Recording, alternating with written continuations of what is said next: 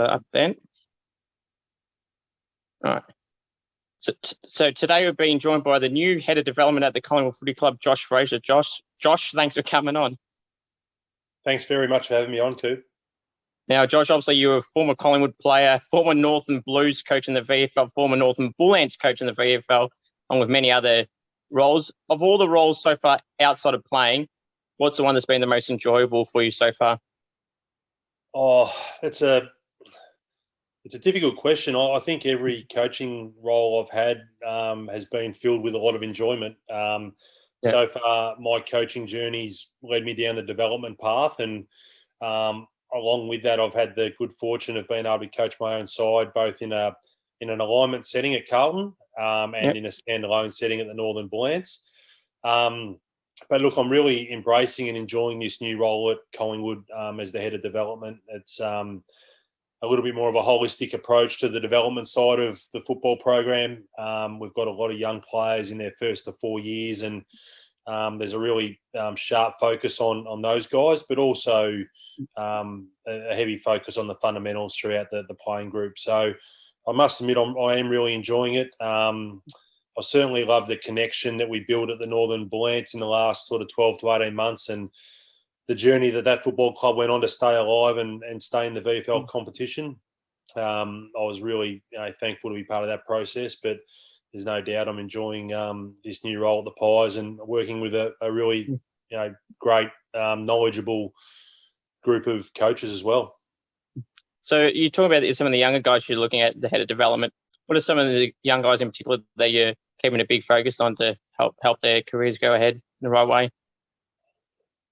Yeah, look, there's not one in particular, or there's not a group in particular. I think we've got a really deliberate plan for every young player on the list, and some of their journeys will be quicker than others, and that's just the reality of development. But look, there's some exciting talent there. There's no doubt about that. And I think the other thing too that just takes a little bit of time when you have a completely new game plan and understanding new roles and terminologies and those sorts of things. But people tend to gravitate towards someone like a Nick Dacos, who's highly talented, ready-made in a lot of respects. But we think that the 20-odd players or so that we've got in that first to 3 year age bracket, we think that there's some exciting talent amongst those guys, and we think that they're developing at a really strong rate for us. So hopefully by the end of the year, we're going to be able to continue to build that depth in our list. But I've been really impressed with the way the players have approached not only the pre-season, but certainly the practice match series as well. So before the end of last season, I actually had Craig McRae on a few days prior to the draft on my podcast, and he was big raps for Pat Lipinski. Obviously, he made his official debut for the club on against the Saints on Friday, and I would have been rapt with how he's performed so far. Yeah, I think anytime you get the opportunity to bring someone like Paddy Lipinski into your footy club, you go at it with both hands, because he's I wasn't aware of the character of Paddy until obviously I got to the club and started to observe him and work with him, as we do with all the players. But he's just a phenomenal character. He's a really diligent and hard worker. And I think the reality for Paddy was that he just found himself behind a very good midfield at the Western Bulldogs. And I don't think I'm almost certain he didn't leave on poor terms. He just left for more opportunity. And I think Collingwood at this point in time can provide that for him. So he's been really impressive. He's got elite hands. He's good in the contest, covers the ground exceptionally well. He brings a lot of skills and attributes to the table that already have made our footy club better. So obviously, along with Pat and along with the other guys that played on the weekend, you would have really been impressed how they performed against the Saints. Yeah, it was an encouraging start. There's no doubt about that. I think our practice match series, we've continued to grow each week and each opposition we played against, and I think that led really well into the St Kilda game. Look, we think St Kilda are going to be a side that are going to push really hard for the top 5 or 6. So it was a really good opportunity for us to test ourselves out. It wasn't perfect by any stretch. I think that's the reality of AFL footy. Even when you get a result like we did, you still go away and there's plenty of things to keep working on. But I think on the whole, there was a lot to like as well. And it's a credit to the playing group, how they've been able to embrace the new game style and adapt really quickly. And it's a credit to Craig and the coaching group too that we've been able to fast track these guys as much as we have been able to. Obviously, as you mentioned, you obviously played at the Pies and been there before. What's it like being one of the coaches alongside Greg McRae? Yeah, look, I didn't know Craig before I was lucky enough to be appointed into the role. I'd followed Craig's journey a little bit, particularly because of his focus on development, and he'd coached in the VFL, and I guess in some ways that's the journey that I'm on. So I've taken a keen interest in how his career's played out so far. But I couldn't be more impressed with him on a number of different levels. He's very authentic. He's very genuine. He's an outstanding communicator. He understands the game really well. He delegates and gives good autonomy to his coaching staff around him. He's created a really good environment, and I'm not here to judge what it's been in the past because I wasn't part of it for 10 or so years, but just as a fresh set of eyes coming in and seeing the job Craig's done, along with all of the other coaches. Craig certainly set the agenda, but as I mentioned earlier, I feel like there's a really good synergy in the coaching group, and we know that we've got a lot of work in front of us still. It's going to be a process that's ongoing for a long time, but it's exciting to make a start and see some growth and improvement pretty early on. So who are some particular players that the Pies fans can look forward to heading into this season? Outside, obviously, Nick, obviously, as well, document how great he's been and had a great debut on the weekend, and obviously we've mentioned Pat already. So what's some other guys that the Pies fans can look forward to that may not be, quite obvious to some?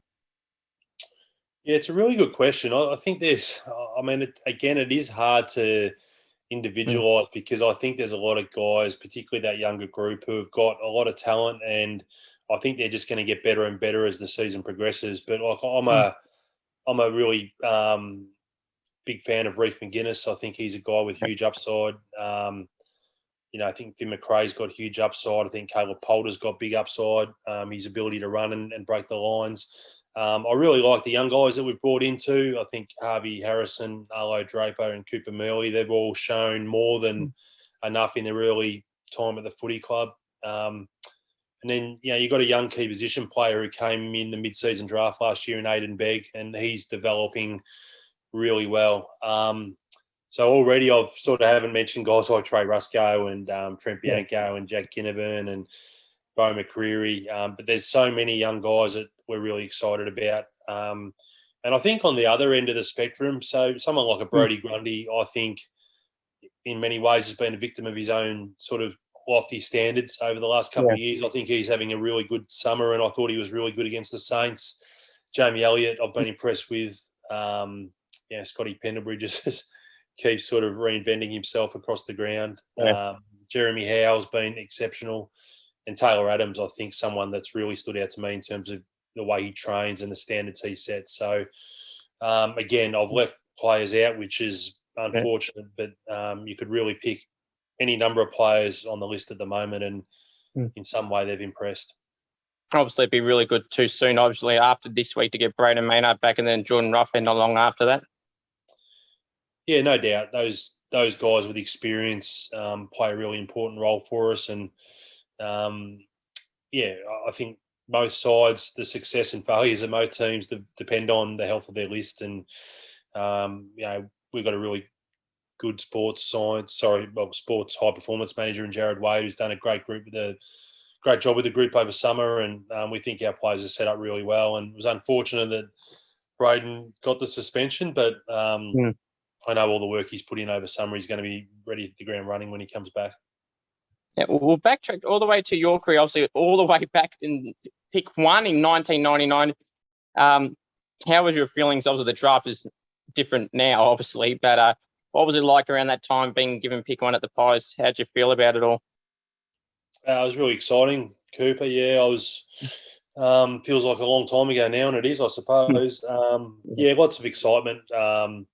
My dream as a young boy growing up was to play AFL footy, so to be given that opportunity at Collingwood was, a dream realised at the time, but also the realisation there was a lot of hard work in front of me. I was fortunate to start my career with, probably when the club was resetting in many respects. Mick came on board as the coach and was drafted with some very, very good players.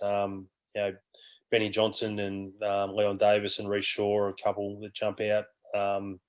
So it was an exciting time, and I pretty quickly realised how big the footy club was and how passionate the Magpie Army was, and those early days are some of my fondest memories.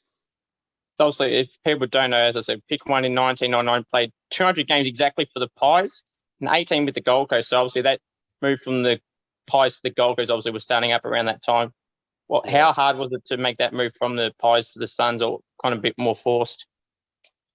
No, it was interesting. Like, I was out of contract. Collingwood had just won the premiership. I just probably saw it as an opportunity to go to a new environment and really start my coaching journey, if you like. I saw an opportunity to go up there with a really young group and help establish a culture and learn a lot about starting a footy club from the ground up. And I had a good relationship with Guy McKenna, which I still do to this day. And I learned a lot from him, and I learned a lot from guys like Ken Hinkley and Matty Primus was up there, and Dean Solomon was up there. And so all those coaches that I was able to work with and around, only the 18 games, but I feel like I came back from the Gold Coast a much more rounded person and ready for a coaching journey. Obviously, as you said, it's 218 career games and 168 goals. Obviously, very, very impressive. Just one more for you, Josh, before I let you go, and appreciate you coming on. How hard was it to not play in that 2010 grand final with Darren Jolly getting the nod in the grand final? How did you feel around that time? Yeah, look, there's no doubt it was challenging. But it was also difficult losing in 02 and 03.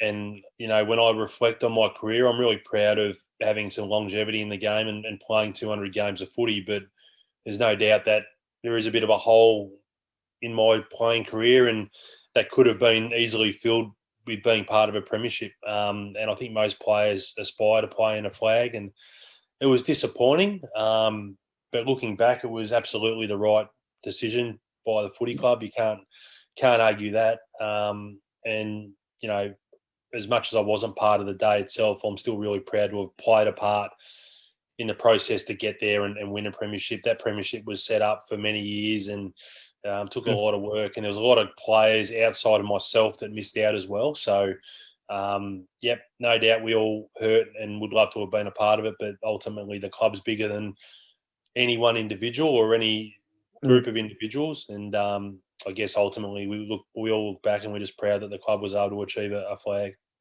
I know I said one more, but I'll make this the last one. Just for the Pie fans out there, what can they expect from the team as a whole for the rest of 2022? Oh, look, we're fighting for consistency. I think our brand will become, if it hasn't already, easily identifiable to our supporter base, and we want them to be able to walk away, win, lose or draw, being able to see some growth in the way we play as a team, but also a number of individuals. And I think we are on this journey, if you like, of trying to be as consistently good as we can be week to week. And again, when you implement a new game plan, it can take a little bit of time, but the signs early have been really positive. We want to make sure that our supporters see the fight in us every week, and a really identifiable brand and something that they're proud of. I really appreciate you, Josh, for coming on the show, and good luck for the rest of the year for the Pies. Thanks, Cooper. Appreciate it. Cheers. All good. Thanks for coming on, Josh. Appreciate it. No worries at all.